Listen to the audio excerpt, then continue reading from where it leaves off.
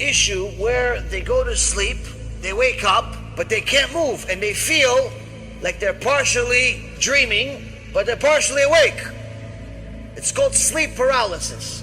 Sleep paralysis, that already sounds scary. Can you imagine waking up from your sleep and not being able to move? We have two main stages of sleep, REM and non-REM. There are patients that wake up in this REM sleep paralyzed, and it is scary. In fact, there are sensations of seeing things in the room, a sensation of people sitting on their chest. That is horrendous. And finally, when you're awake, you're not even yourself, you're a zombie. These patients are eating a lot, compulsive behavior disorders, there's even some hypersexuality. There's a strong association with bipolar disorder. And in fact, it is the sleep paralysis that's the mystery behind alien abduction. If you're awake and you can't move, it's kind of scary. You feel like you're crippled, something's wrong, you just lost your ability to walk.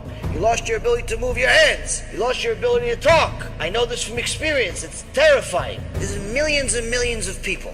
As I'm lying there, I realized that there's an evil presence next to me.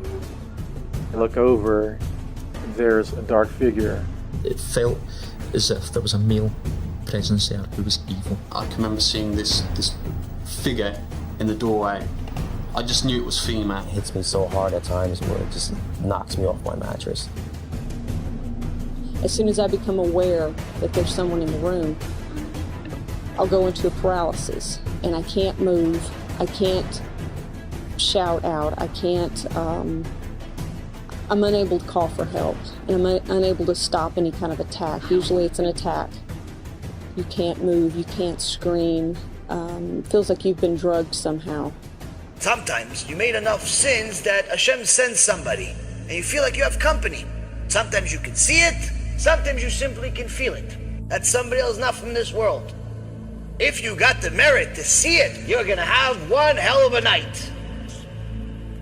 And sometimes that creature is not a big fan of yours. He doesn't like you too much. Why? Because many times it's very common for that, whatever you want to call it, it's mazikin, starts choking you and tries to kill you.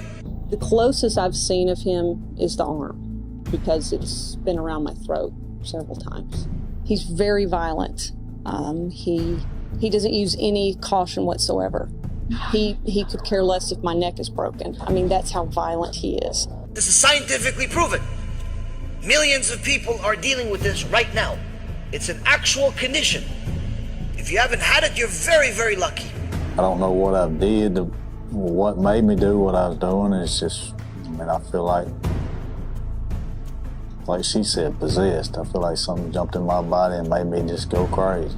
It's not because of any other reason other than the fact that you have made some pretty big sins. And Hashem is telling you, it's time for you to do tshuva.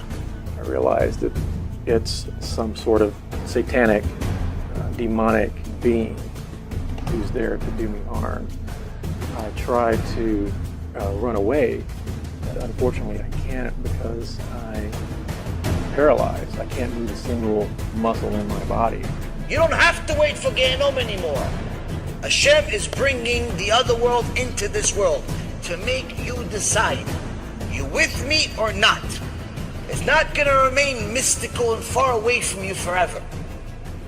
There are more near-death experiences today than any other time in history, documented by scientists. More people died and came back and told you exactly the same story. They saw a light, they saw this, they saw that. They saw some torture too. Not all of them talk about that part. More people are seeing things that are unusual in the world. Moving things, different, strange things that are not natural. The question is, how many signs you're gonna need?